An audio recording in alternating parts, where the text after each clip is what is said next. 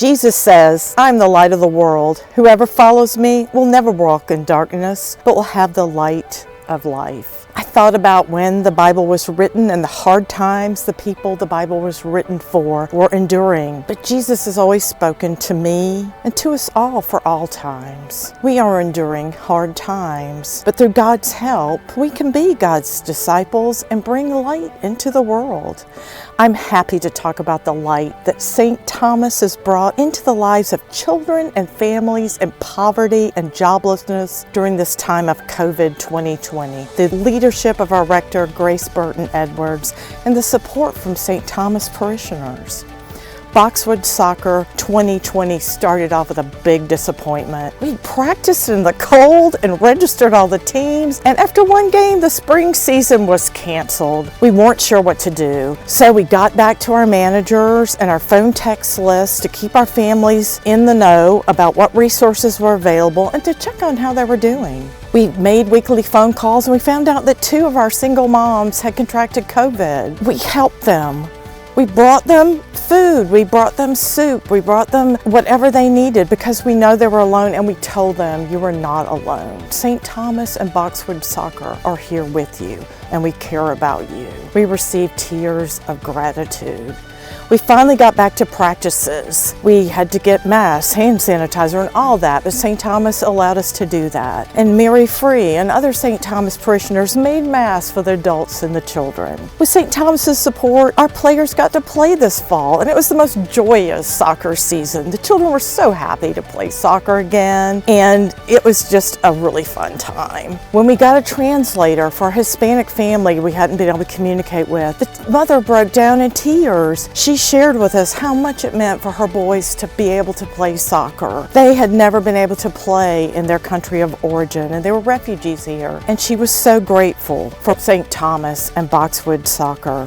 Thank you, St. Thomas. Reverend Grace heard about the food shortages, and she proposed a great idea to provide nutritious meals for families in the Carver Heights community during the breaks from the school feeding program. Seth Burgundy, the St. Thomas chef who prepared our wonderful meals, made wonderful chicken dishes, and then St. Thomas parishioners packaged them up, and we gave them to families in the neighborhood. What a treat to get Seth's wonderful gourmet meals. And we handed these out to seniors that had been shut in and families that were for the first time able to get a hot meal that was handed out. We also gave out CVM resource lists to the community so that they would know where to get assistance, and handed out books to children who hadn't been able to go to the library. Thank you, St. Thomas. The Boxwood fan was stunned when the Boxwood Recreation Center was closed. We didn't know what to do with the Boxwood fan. It had supported so many families, but Reverend Grace and St. Thomas offered us a place to use at the back of the church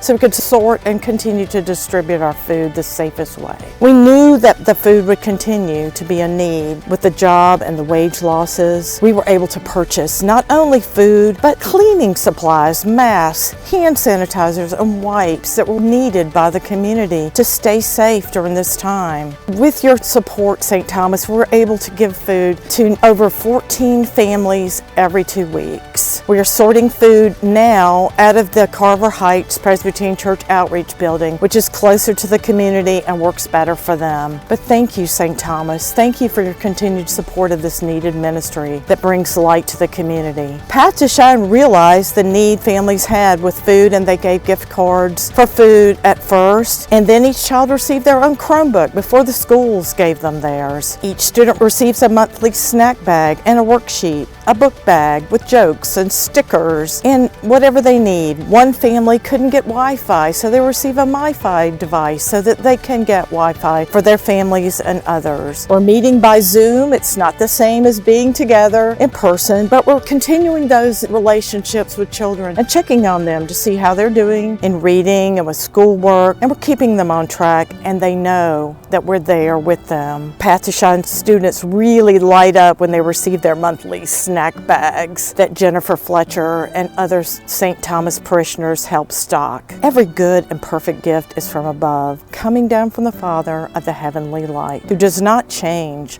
like the shifting shadows. Thank you, St. Thomas, for bringing light to all.